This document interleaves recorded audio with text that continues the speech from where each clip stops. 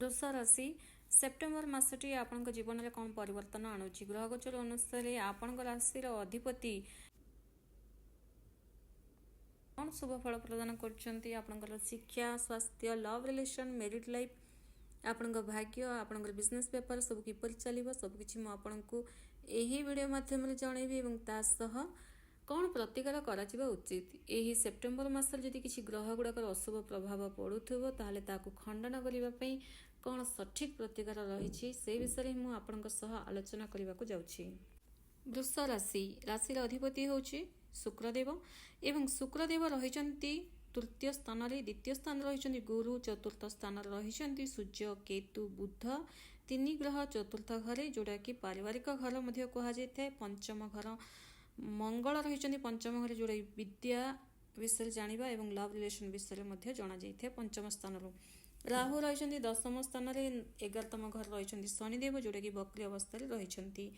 आपणकर भाग्याधिपति होचंदी शनिदेव एवं कैरियर अधिपति होचंदी शनिदेव किंतु राशि अधिपति शुक्रदेव शनिदेव 11तम घरे रही सेटा पुणी बक्री अवस्था रही तो शनिदेवंकर 11तम घरे रहिबा आपन भल रही फ्रेंड्स भाग्य भल रही शुक्रंकर दृष्टि भाग्य पड़ुची एमिति भी वृष राशि वाले जिते जन भी अच्छा कहीं भी खाली बसी रही नथिबे निश्चित भाव में किसी ना किसी चाकरी करेंगे चाकरी मिलता जब शनिदेव आपंकर 11तम स्थान आसी जब रहिले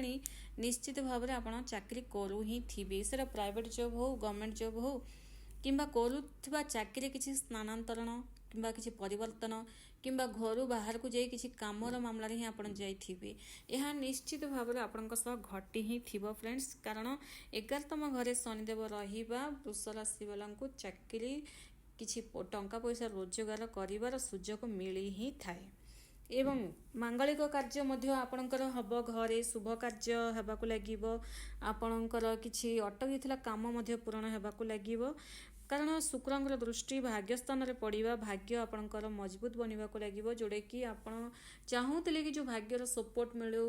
यह हो ये कामटा बनू तो भाग्यर साथ देवा जो शुक्र होचंदी लग्जरी लाइफ कारक एवं आपण जीवन एकदम सुखमय कटिबो भाग्य घरे जेहेतु दृष्टि पड़ा शुभ एवं मांगलिक कार्य होगा सह चाकरी जो मानकर एपर्यंत मिली नहीं चाकरी मिल कैरियर उन्नति रही एवं तासह निजर काम आपण बहुत टैलेंटर सह एकदम चालाकर सह आपण काम करेंगे स्मार्ट वे जोड़ा आम कही था से ही हिसाब से आपण काम करेंगे एवं आपण ऑफिस रे किंबा आपणकर जो भी फैक्ट्री अच्छा जे भी आपणकर कर्म सहयोगी जो मैंने अच्छा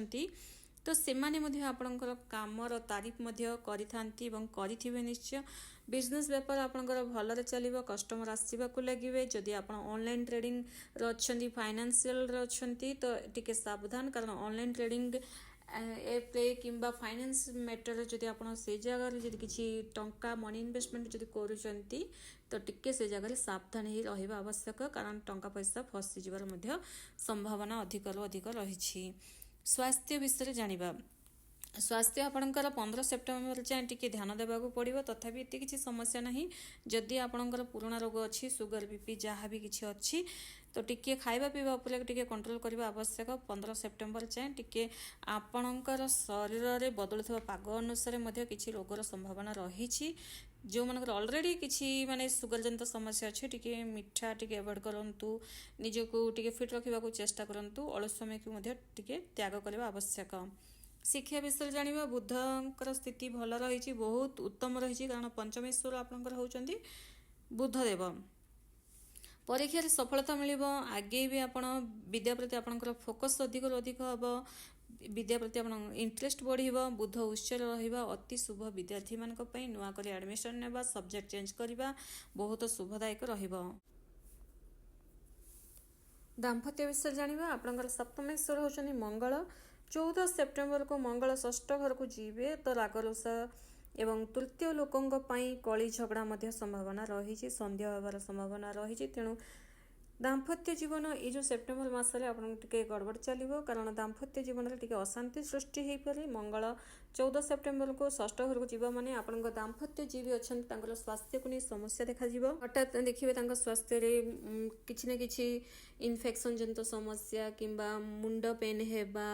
टेंशन बढ़िया बीपी बढ़िया ये सब समस्या रही। तेणु टिके जागृत हो रहा आवश्यक। आपंकर दाम्पत्य को जहाँ पसंद आपरी अनुसार जदि आप कथा मानि चलिए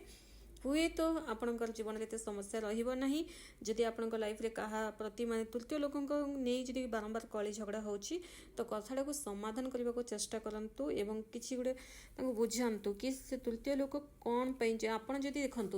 दुई दाम्पत्य भितर कहीं जदि तृतीय लोक एंट्री कले माने दाम्पत्य जीवन गड़बड़ ही चली थाए। तेणु आपण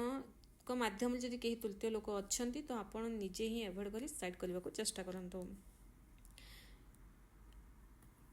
वृष राशि आपणकर ये जो समय सेप्टेम्बर मासटी सबकि भल रही। आपणकर कैरियर बिजनेस व्यापार स्वास्थ्य सबकि भल रही। कौन प्रकार असुविधा नहीं केवल दाम्पत्य जीवन को ही नहीं टिके असुविधा रही। एवं लव रिलेशन रे मध्य जदि आपण 15 सेप्टेम्बर पर बुध जब निज घर को जीवे विवाह कथा पकेबे तो बहुत बढ़िया रहिबो। एवं देखंतु ब्रेकअप जदि आपणकर हेइछि तो ब्रेकअप रो मध्य जहाँ भी दूरता थिला कटिवा को लागिबो। कारण 15 सेप्टेम्बर पर जदि निजर लवमेट सह जदि विवाह करने को चाहूँगी आपड़ से अनुसार योग्य अटंती किसी जॉब करचंती आपणकर पाठ पढ़ा सरी जाइए आप विवाह प्रस्ताव पकेबे 15 सेप्टेम्बर पर निज घर जदि कहे हुए तो आपण कथार से मानि भी जापारती एवं आपणकर विवाह निज मनपसंद जीवन साथी सह हेबार संभावना रही। तो वृष राशि आपण सबकि भल रही केवल दाम्पत्य जीवन में ही टी गड़बड़ रही। बाकी सब क्षेत्र में बहुत बढ़िया रही कारण शनिकर स्थिति जोगु एवं शुक्रंकर दृष्टि भाग्यस्थान में पड़ा जोगु नहेबा काम बनवा को लगे जोटा कि आप दीर्घ दिन स्वप्न भावुले बहुत सारा से भाभी भाभी बहुत सारा पूजा पाठ जहाँ भी आप करते ना फ्रेंड्स ये जो समय आपंकर जो आसी ताकि सेप्टेम्बर मास जोटा कि आपंकर छोट छोट इच्छा पूरण होगा लगे एवं मन सब गोटे शांत सब प्रसन्न कारण आपंकर राशि ना शनि 7.5 चलती ना 2.5 शनि प्रभाव चलती सब किसी भी नहीं ग्रह गोचर स्थिति भल जोगु यहाँ गोटे आपण गोटे बेस्ट समय रही। फ्रेंड्स जी कमेबार अच्छी यही समय कमातु जी आपणकर जहाँ भी छोट छोट विश गुड़ाक अच्छी ना फ्रेंड्स से प्रति माने आपणकर सब इच्छा जो पूरण हो से प्रति ध्यान दिंतु। आपण किसी गोटे जो मैनिफेस्ट करने को चाहूँगी यहीटा समय हूँ बेस्ट समय जोड़ा कि ग्रह गोचर सबकि भल रही। तेणु कौन प्रकार टेंशन नियंतु नहीं जदि आप किसी इलीगल काम फसी जाइए कहीं आपको छाड़ी भी देते ना लव रिलेशन रे ब्रेकअप भी हो से पुणी आपण लाइफ को आसबि यही जो सेप्टेम्बर मास अति उत्तम रही आपण कमेंट्स रे श्रद्धार सह जय जगन्नाथ लिखंतु एवं आपण ओम नमः शिवाय मंत्र सब बेले जप करंतु एवं संध्या समय चंद्रदेव दर्शन कर प्रणाम करंतु देखिए आपण मन भल रहिबो। जो आपण माँ आपणकर टिके रिश्ताटा भल रोना जो किछि दिन हम माने किछि दिन कौन माने आपणकर रिश्ताटा आपण माँ आप निज माँ को तो बहुत सारा भल पाइबा दे था कि जो रिश्ता बारंबार जो खराब होता है चंद्रदेव दर्शन कर जदि प्रणाम करेंगे